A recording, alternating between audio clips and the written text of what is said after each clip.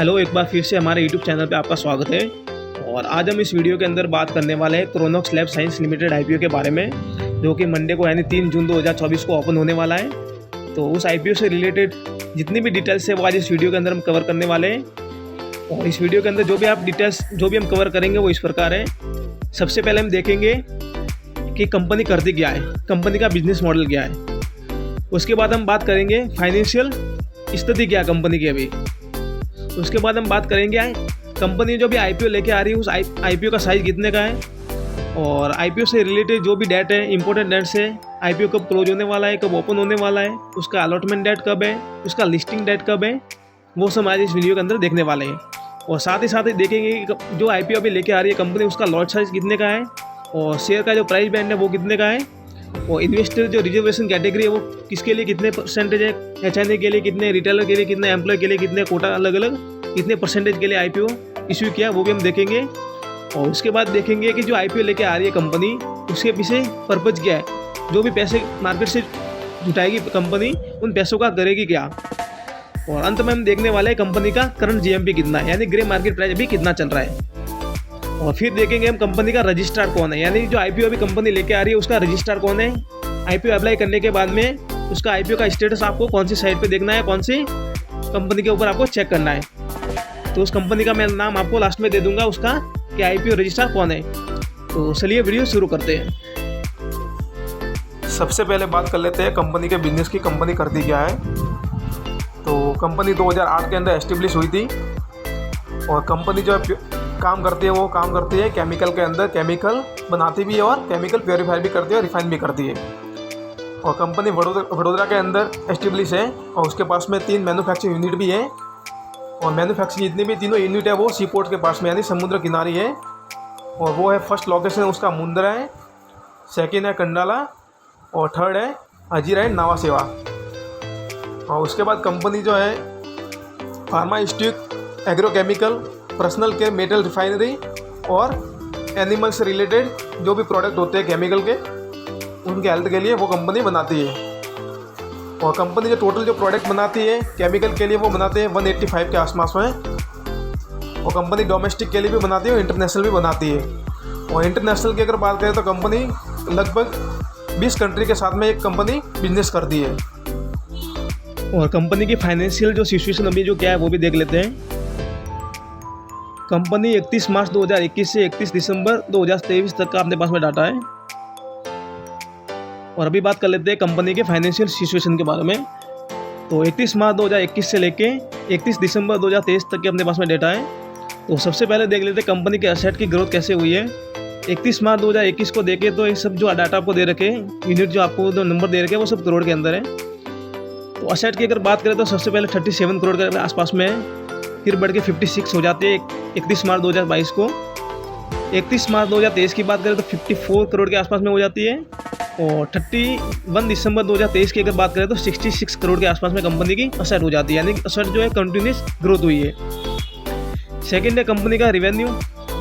Revenue के अंदर भी देखें तो सबसे पहले 63, फिर 83, फिर 97 और 68 करोड़, यानी रिवेन्यू के अंदर भी कंपनी ग्रोथ कर रही है। और प्रॉफिट आफ्टर टैक्स देखे, टैक्स कटने के बाद कंपनी का प्रॉफिट कितना हुआ है, तो 31 मार्च 2021 की बात करें तो कंपनी को लगभग 10 करोड़ के आसपास में, 9.73 करोड़ के आसपास में कंपनी को प्रॉफिट हुआ था। उसके बाद में कंपनी को 31 मार्च 2022 को जो प्रॉफिट हुआ था वो 13 करोड़ के आसपास में हुआ था।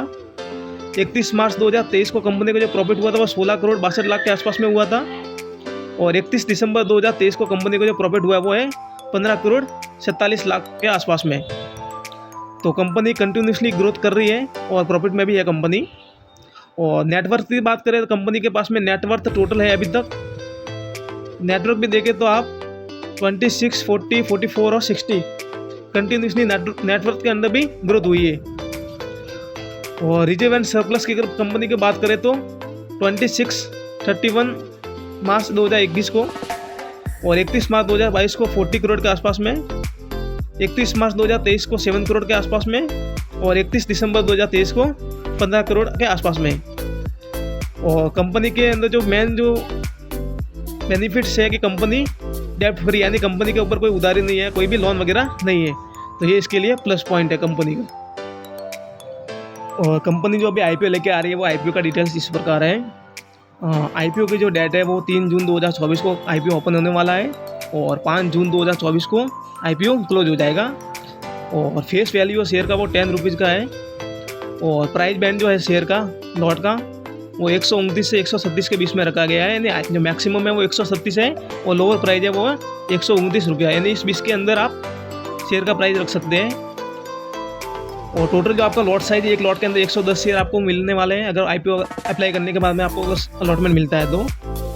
और टोटल जो शेयर इशू करने वाली है कंपनी वो 95,70,000 के आसपास में है और टोटल फ्रेश इश्यू है। जो टोटल जो प्राइस बैंड बनता है वो 130 करोड़ के आसपास में बनता है। और कंपनी नेशनल स्टॉक एक्सचेंज और बॉम्बे स्टॉक एक्सचेंज दोनों के ऊपर लिस्टिंग होने वाली है। और कंपनी ने आईपीओ ओपन होने से लेके आईपीओ क्लोज होने तक जो भी डेट जो सिलेक्ट की है वो इस प्रकार है। आईपीओ जो ओपन होगा वो 3 जून को होगा सोमवार के दिन और क्लोज हो जाएगा 5 जून को बुधवार के दिन। और अलॉटमेंट होगा वो 6 जून को होने वाला है गुरुवार के दिन। और अप्लाई करने के बाद में अगर अलॉटमेंट आपको मिलता है, अगर नहीं मिलता है तो उसकी जो रिफ़ंड आएगी वो आपको शुक्रवार को आएगी 7 जून के दिन।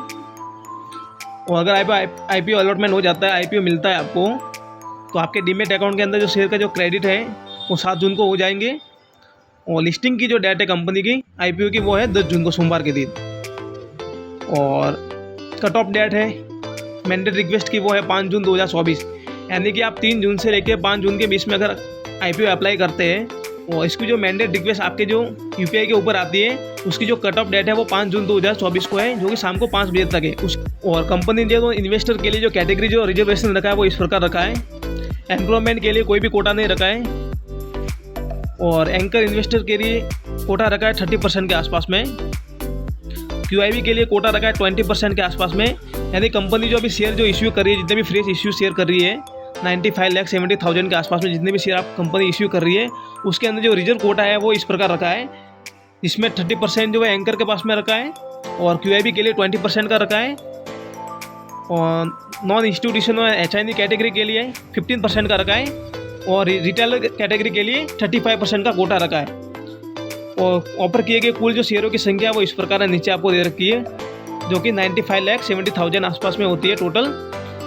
और कंपनी जो आईपीओ लेके आ रही है उसके पीछे पर्पज क्या है, यानी आईपीओ लाने के पीछे कंपनी का उद्देश्य क्या है, आईपीओ लेके कंपनी क्यों आ रही है। तो कंपनी का एक ही है कि सबसे पहले तो जो प्रमोटर जो अपनी शेयर होल्डिंग बेच रहे हैं उसको सबसे पहले उसका जो भी आंकड़ा है वो सेल करने का है कंपनी को, कि मार्केट के अंदर जितने भी है लगभग जितने भी शेयर इश्यू कर रही है कंपनी उनको बेचना चाहती है। यानी कि प्रमोटर जो होल्डिंग है वो उसको रिकवर करना चाह रही है।